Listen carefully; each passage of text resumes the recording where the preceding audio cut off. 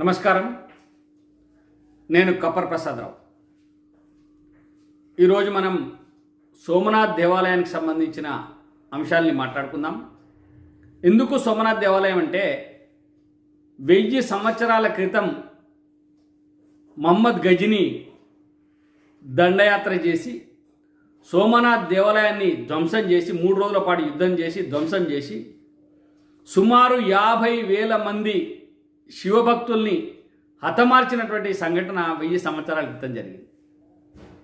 అయితే 1000 సంవత్సరాల నుంచి ఇప్పటి వరకు అలాంటి గజనీలు, గోరీలు, మహమ్మదులు హిందూ దేవాలయాలపైన, హిందువులపైన దాడులు చేస్తూనే ఉన్నారు. ఆ దాడుల పరంపర కొనసాగుతూనే ఉన్నది.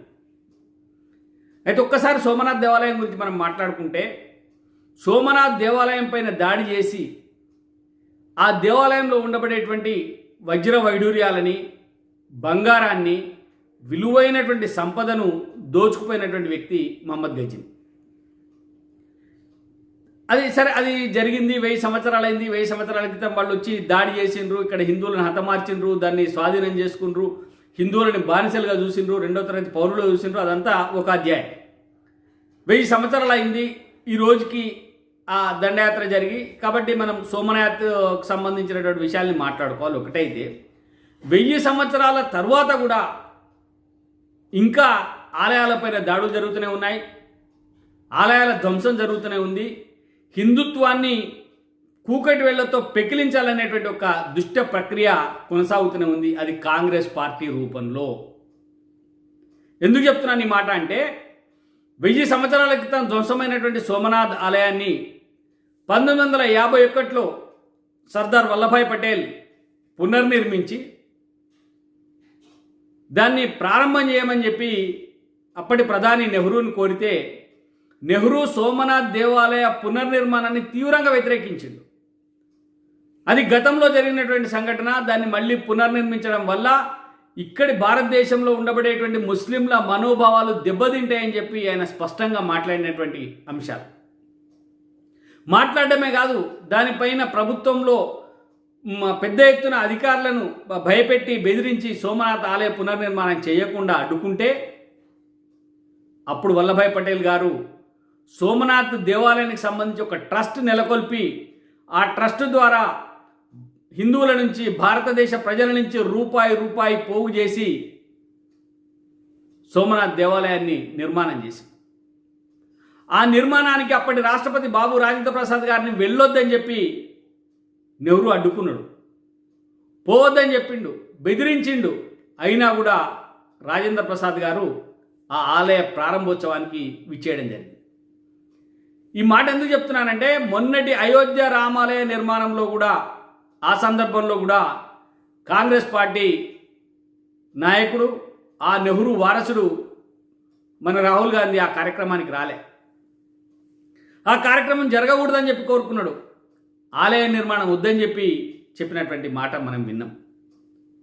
అంటే ఇక్కడ స్పష్టంగా అర్థమవుతుంది ఏంటంటే, తాత నుంచి మనవడి దాకా ఆ కాంగ్రెస్ పార్టీలో హిందూ వ్యతిరేక రక్తం ప్రవహిస్తూనే ఉన్నది. వాళ్ళు హిందువులకు, హిందూ సాంప్రదాయాలకు, హిందూ దేవుళ్లకు వ్యతిరేకంగానే వాళ్ళు ఉంటారు అనేది మనకు స్పష్టంగా అర్థమైంది. ఇటీవల కాలంలో చూస్తాం, నిన్ననే అయోధ్య రామాలయంలోకి ఒక ముస్లిం వ్యక్తి పోయి నమాజ్ చేయడానికి ప్రయత్నం చేసిండు, హిందువులకు వ్యతిరేకంగా నినాదాలు చేసిండు.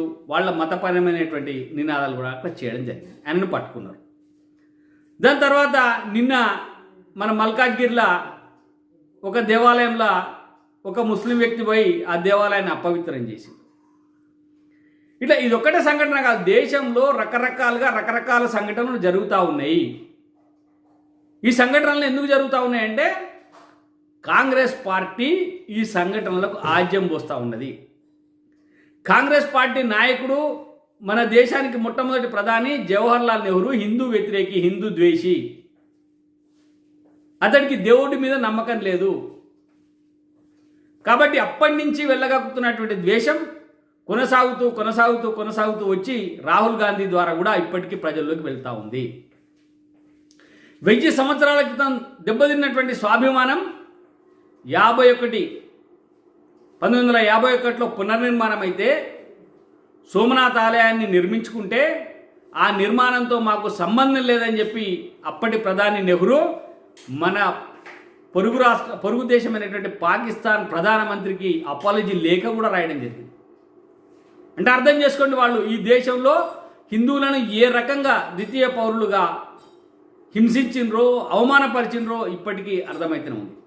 కాబట్టి సోదరులారా, హిందూ బంధువులారా, 1000 సంవత్సరాల తర్వాత మనం 1000 ఏళ్ల కింద జరిగినటువంటి ఒక ఘోరాన్ని, హిందూ సమాజానికి జరిగినటువంటి ఒక నష్టాన్ని, హిందూ దేవాలయం సోమనాథ్ దేవాలయం కూలిపోయినటువంటి సంఘటనను గుర్తు చేసుకుంటూనే భవిష్యత్తులో హిందూ సంఘటిత శక్తి ఏ మేరకు అవసరం అనేటువంటి విషయాన్ని కూడా మన భారత ప్రజలకు తెలియజేయాల్సినటువంటి అవసరం ఉన్నది. కాబట్టి మీరు ఆ వైపున ఆలోచన చేయాలని చెప్పి కోరుకుంటూ నమస్తే, జై శ్రీరామ్.